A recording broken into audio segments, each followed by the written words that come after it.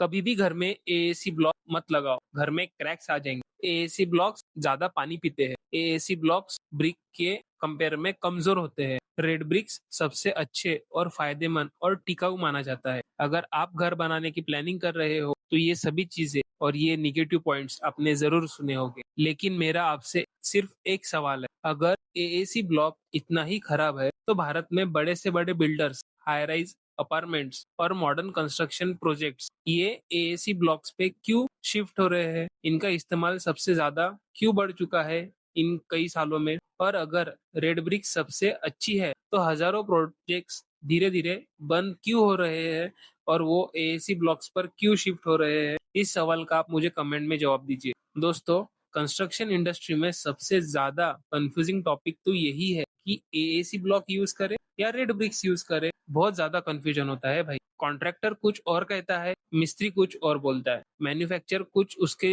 दावे लगता है, हमें लगता है कि वो झूठ दावे कर रहा है। लेकिन आज मैं आपको पूरा सच बताने वाला हूँ। ना मैं किसी मैन्युफैक्चरर की मार्केटिंग करने वाला हूँ, ना किसी कॉन्ट्रैक्टर का पक्ष लेने वाला हूँ। आज सिर्फ इंजीनियरिंग, प्रैक्टिकल साइट एक्सपीरियंस और कॉमन सेंस के बदौलत ही मैं आपको बताऊंगा कि एएसी ब्लॉक्स यूज करना चाहिए या रेड ब्रिक्स यूज करना चाहिए। वीडियो खत्म होने के बाद में आपको इस टॉपिक से रिलेटेड कोई भी सवाल नहीं रहेगा, ये मेरी गारंटी है। तो आप अंत तक जरूर देखिए। तो चलिए शुरू करते हैं। तो सबसे पहले हम ये जानते हैं एएसी ब्लॉक्स और रेड ब्रिक में क्या फर्क होता है, उसका डिफरेंस क्या है ओरिजिनल में। तो सबसे पहले दोनों मटेरियल को हम समझ लेते हैं। रेड ब्रिक एक ट्रेडिशनल मटेरियल है जो मिट्टी से बनाई जाती है भट्टे में पकाकर, जिसे हम कोयले में पकाते हैं। सालों से इसका इस्तेमाल भारत में होता आ रहा है, इसलिए हमें सबको यही लगता है कि रेड ब्रिक सबसे अच्छी होती है। दूसरी तरफ एएसी ब्लॉक एक इंजीनियर्ड प्रोडक्ट है। इंजीनियर्ड प्रोडक्ट हमेशा इंजीनियर के निगरानी में बनता है, इसलिए उसे इंजीनियर्ड प्रोडक्ट कहा जाता है और वो आज के स्पेसिफिकेशन के हिसाब से उसे फैक्ट्री में बनाया जाता है। इसे इस तरह बनाया जाता है कि अंदर हजारों छोटे छोटे एयर पॉकेट्स होते हैं। यही एयर पॉकेट्स उसे लाइट वेट बनाते हैं। अब बहुत लोग सोचते होंगे कि हल्का है तो कमजोर है। देखिए दोस्तों, ऐसा नहीं होता। वो एक इंजीनियर्ड प्रोडक्ट है, जाहिर सी बात है उसका वेट कम होगा तो उसकी मजबूती कम होगी, ऐसा नहीं होता। कभी कभी क्या होता है, कंस्ट्रक्शन सेक्टर में कम वेट होना ही उसका बहुत बड़ा एडवांटेज बन जाता है। हाई राइज बिल्डिंग में, बड़ी बड़ी इमारतों में तो यही उसकी सबसे बड़ी खासियत बन जाती है कि एएसी ब्लॉक लाइट वेट होने के कारण वो ट्रेडिशनल ब्रिक से बहुत हल्के होते हैं और उनका इस्तेमाल आज के जमाने में बहुत ज्यादा तरीके से हो रहा है। तो चलिए अभी हम जानते हैं सबसे ज्यादा स्ट्रॉन्ग क्या होता है, एएसी ब्लॉक स्ट्रॉन्ग होता है या रेड ब्रिक स्ट्रॉन्ग होता है। देखिए दोस्तों, मुझे आपसे एक सवाल पूछना है, घर का लोड कौन उठाता है, ब्रिक्स या बीम या कॉलम? तो इसका सही जवाब है बीम और कॉलम आपके पूरे घर का लोड ये ट्रांसफर करते हैं सॉइल में। अगर आप आपका घर लोड बेयरिंग स्ट्रक्चर में कंस्ट्रक्शन करने वाले हो तो एएसी ब्लॉक आपने नहीं यूज करना चाहिए, क्योंकि एएसी ब्लॉक का कंप्रेसिव स्ट्रेंथ ये कम होता है रेड ब्रिक के कंपैरिजन में। अगर वही आप आपके घर को फ्रेम स्ट्रक्चर में कंस्ट्रक्शन करने वाले हो तो फ्रेम स्ट्रक्चर में आपने एएसी ब्लॉक्स ये यूज करना चाहिए, क्योंकि इससे क्या हो जाता है कि आप आपके घर का पहले फ्रेम स्ट्रक्चर खड़ा कर लेते हो, यानी कॉलम, बीम, स्लैब ये सब कुछ आपका पहले तैयार हो जाता है। उसके बाद में आप वहां पे ब्रिक का पार्टीशन वॉल के तौर पर यूज करते हो। इसमें ये चीज हो जाती है कि आपका ब्रिक वर्क कोई भी लोड उठाता नहीं है। ब्रिक वर्क आप रिप्लेस कर सकते हो एएसी ब्लॉक के साथ में, जो कि आपका काम भी फास्ट करवा देगा और आपको अच्छी खासी फिनिशिंग भी मिल जाएगी। तो मेन डिफरेंस यही हो जाता है। अगर आप लोड बेरिंग स्ट्रक्चर कंस्ट्रक्ट कर रहे हो तो आपने रेड ब्रिक्स यूज करना चाहिए, और अगर आप फ्रेम स्ट्रक्चर कंस्ट्रक्ट कर रहे हो तो आपने एएसी ब्लॉक ये यूज करना चाहिए। तो अभी हम जानते हैं एएसी ब्लॉक्स के एडवांटेजेस क्या होते हैं ओवर द रेड ब्रिक्स। तो कंस्ट्रक्शन में एक बात तो बहुत इंपॉर्टेंट मानी जाती है, वो होता है कि आपके स्ट्रक्चर पे कितना ज्यादा लोड आ रहा है, उसके हिसाब से आपका स्ट्रक्चर ये डिजाइन होता है। अगर आपके स्ट्रक्चर में आप रेड ब्रिक यूज कर रहे हो, जो कि जाहिर सी बात है बहुत वजनदार होती है एएसी ब्लॉक से, तो आपके स्ट्रक्चर में स्टील की क्वांटिटी ज्यादा लगेंगी, क्योंकि हमें आपके स्ट्रक्चर को उतना मजबूत बनाना पड़ेगा कि वो उतना लोड उठा सके। अगर वही आप एएसी ब्लॉक्स अगर यूज करते हो तो आपके स्ट्रक्चर पे लोड कम आएगा, जिसके कारण आपका स्टील डिजाइन और कंक्रीट डिजाइन ये उतने मजबूती के हिसाब से नहीं बनेगा, क्योंकि उस पर लोड कम आ रहा है। जैसे मैंने आपको स्टार्टिंग में बताया, एएसी ब्लॉक का वेट ये कम होता है क्योंकि उसके अंदर एयर पॉकेट्स ये अवेलेबल होते हैं वही रेड ब्रिक्स का वेट बहुत ज्यादा होता है क्योंकि वो डेंस होता है और वो स्ट्रक्चर पे ज्यादा वेट डालता है।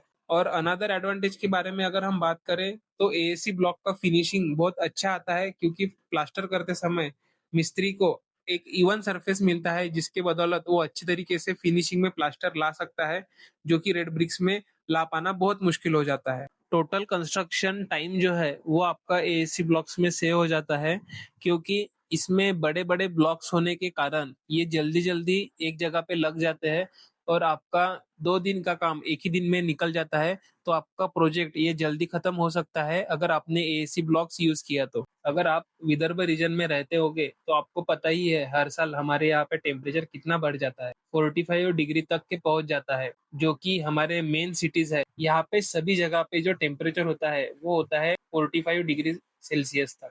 तो इस रीजन में अगर आपने रेड ब्रिक्स का घर ये बना के रखा होगा तो आपका घर ये जल्दी गर्म हो जाने के चांसेस हो जाते हैं क्योंकि उसमें से हीट इजीली ट्रांसफर होती है। और वही अगर आपने एएसी ब्लॉक्स के अगर घर बनाए होंगे तो उसमें एयर पॉकेट्स होने के कारण हीट ट्रांसफर नहीं हो पाती और इंटीरियर का जो भी टेम्परेचर है वो टेम्परेचर ठंडा रहता है बाहर के टेम्परेचर्स के मुकाबले। तो आपको हमेशा 3 से लेके 4 डिग्री सेल्सियस तक का डिफरेंस ये आपको देखने को मिलेगा। कंस्ट्रक्शन सेक्टर में हमने दरअसल बहुत बार ये सुना है कि एएसी ब्लॉक्स में हमेशा क्रैक्स ये डेवलप हो जाते हैं। देखिए दोस्तों, उसमें क्रैक्स तो आएंगे ही अगर आपने उसमें कमजोर क्वालिटी का मटेरियल अगर यूज किया, अगर आपका कारीगर अच्छा नहीं हुआ, उसको एक्सपीरियंस होना चाहिए एएसी ब्लॉक्स कैसे लगाते हैं क्योंकि ये एडवांस टेक्नोलॉजी है, किसी को भी ये जल्दी समझ में नहीं आती।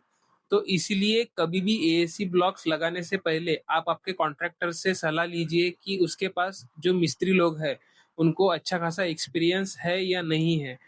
जहाँ पर भी आपका जॉइंट आता है वहां पर अगर आपने फाइबर मेश लगाई तो वहां पे क्रैक्स डेवलप होने के चांसेस बहुत ना के बराबर हो जाते हैं।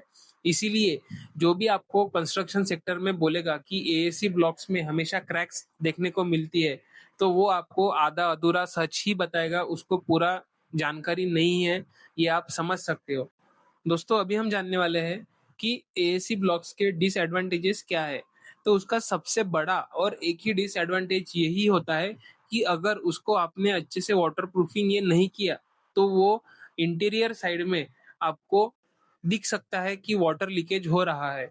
इसलिए कभी भी आपको एक्सटर्नल प्लास्टर करते समय अच्छे तरीके से वाटर प्रूफिंग एजेंट उसमें ऐड करना चाहिए। आपने फाइबर मेश जगह जगह पर यूज करना चाहिए। आपने जो वाटर प्रूफिंग केमिकल्स मार्केट में इजीली अवेलेबल है, आप मुझे कमेंट कर देना, मैं आपको कमेंट में बता दूंगा कौन से केमिकल आपने लेना चाहिए।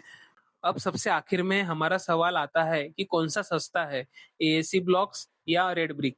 दोस्तों, सबसे बड़ी गलती एक ही होती है कि लोग सिर्फ एक ब्लॉक या एक ब्रिक का रेट कंपेयर कर लेते हैं, लेकिन एक सिविल इंजीनियर ऐसे नहीं करता। वो पूरा वॉल का सिस्टम का कॉस्ट देखता है, टोटल लेबर कितने लग रहे हैं, टोटल मोर्टर कितना जा रहा है, ट्रांसपोर्टेशन कॉस्ट क्या है, कंस्ट्रक्शन स्पीड कितनी है, फिनिशिंग कैसी आ रही है। ये सभी चीजें कैलकुलेट करने के बाद जो कुछ भी आपको पता चलता है वही आपका रेट ये डिसाइड करता है। इसीलिए हर सिटी और हर प्रोजेक्ट का आंसर अलग अलग हो सकता है क्योंकि वहां पे लगने वाला ट्रांसपोर्टेशन कॉस्ट, लेबर का कॉस्ट, सीमेंट का कॉस्ट ये वेरी होता है अकॉर्डिंग टू द ट्रांसपोर्टेशन। तो इस वीडियो में मैंने आपको पूरा सच बता दिया है एएसी ब्लॉक्स के बारे में और रेड ब्रिक्स के बारे में।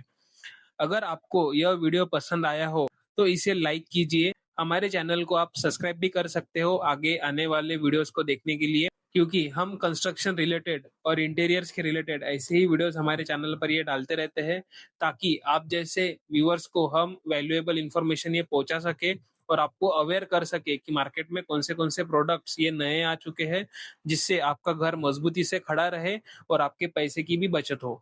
तो ऐसे ही वीडियोस देखने के लिए आप हमारे साथ जुड़े रहते हैं। धन्यवाद। जय हिंद, जय भारत।